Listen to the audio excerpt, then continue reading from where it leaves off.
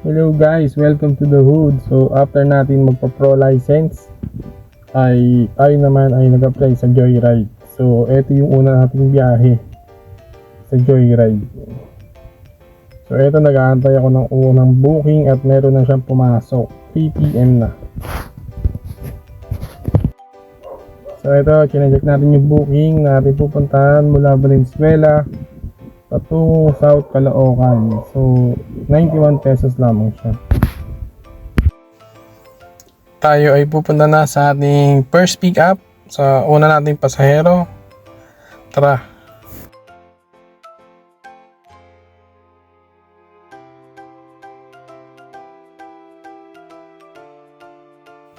At nakarating na tayo dito kay Sir. Nasa likod ko siya. At binigay ko na yung helmet. At sabi niya ay malapit lang naman. Ayan na, sumakay na si Sir. Kaya tayo pupunta na sa kanyang destination.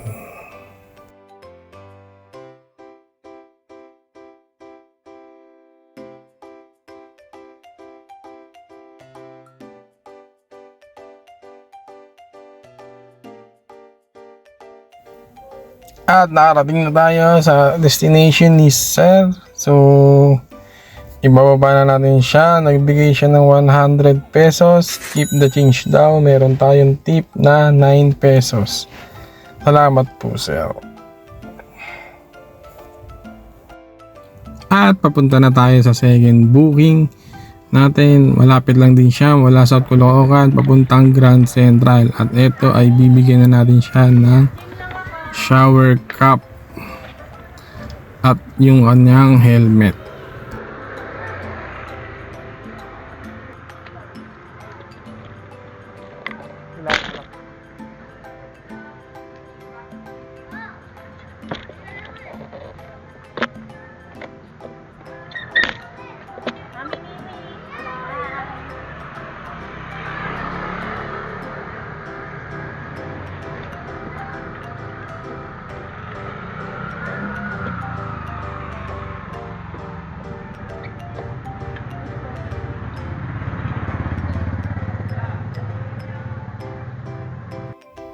At pupunta na nga kami ni ma'am sa SM Grand Central.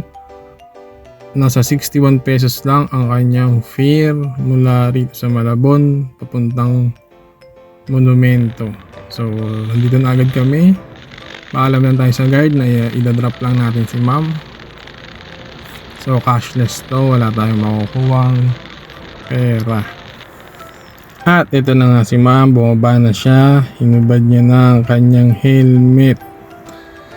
At hindi pa ako nakakaalis ay may pumasok na booking. Ang problema, nandun siya sa harap ng Grand Central. Ako naman ay nandito sa likod. So pupuntahan muna natin siya sa harap ng Grand Central.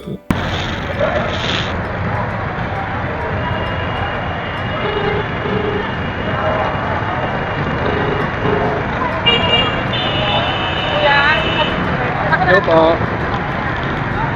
Dito na pa ako, ma'am.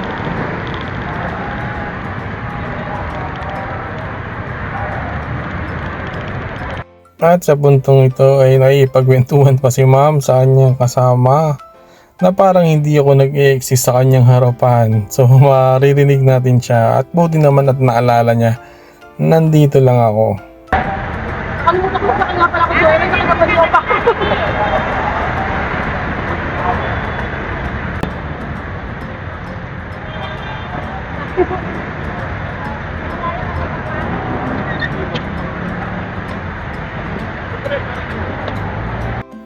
At ihatid na natin si ma'am, pangatlong booking na natin. So malapit lang naman ito, nasa Manila lang siya, 68 pesos lang. So let's go. At safe na tayo nakarating sa destination ni ma'am. So 68 pesos lang ang kanyang fare, pero ginawa niya ng 75 pesos. So sabi ni ma'am, nahihiya daw siya sa camera, pero sabi ko ay isasama ko siya sa vlog niya. Sabi niya ay okay lang daw. Kaya ayun, sumitip pa tayong 7 pesos. Antay ulit tayo ng susunod na booking.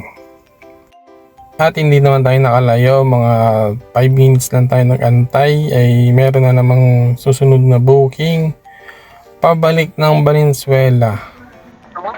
Hello po ma'am, Joyride po. Nandito Apo. po ako sa may ano ma'am, parang maliit na basketball court. Ay, sige, wait lang po sabihin ko. Wait lang po. Okay po, yung Rated Browse ma'am, pangalan. Hello? Hello po. Wait lang, palalabasin ko lang. Okay po. Okay. At may dumating na si Sir. At asawa niya lang daw ang nag-book. Pero siya talaga ay pupunta ng Valenzuela. So binigyan na natin siya ng helmet. At sabi niya ay ididiretso niya na lang sa shortcut. So let's go!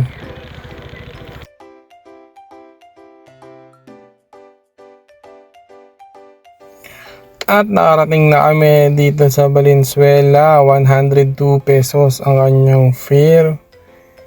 So after 4 bookings, nagdesisyon na akong umuwi muna para kumain.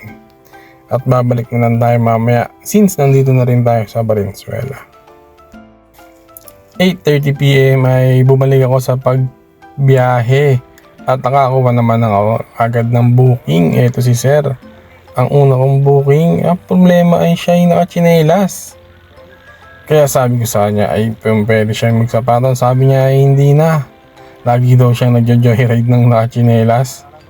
So sabi ko, pag nahuli ako, ikaw ang magbayad. Okay daw. Pero naisip niya na magsapatos na lang din.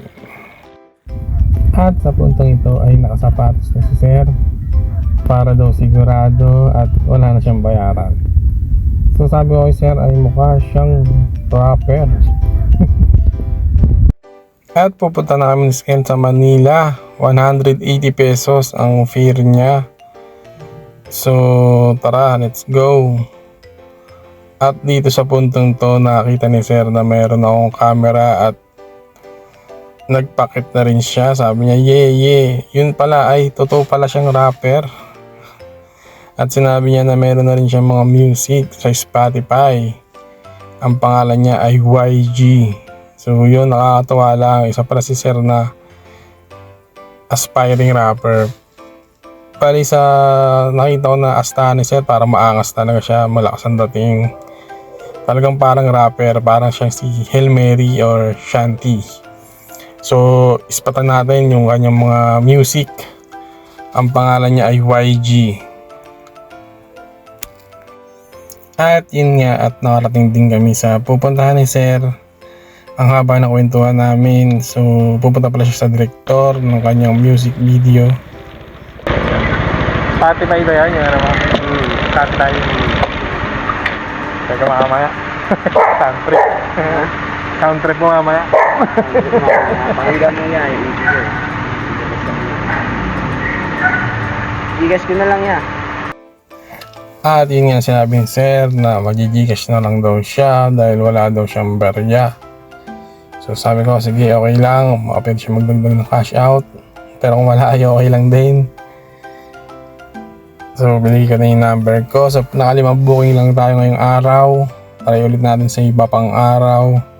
Medyo gabi na rin, mga 10 PM na rin. So uuwi na muna tayo. So thank you mga ka-hoodie. Hanggang dito na lang. Hanggang sa susunod na pagbiyahe kay Joyride at Lalamove. Ito si Hoodie.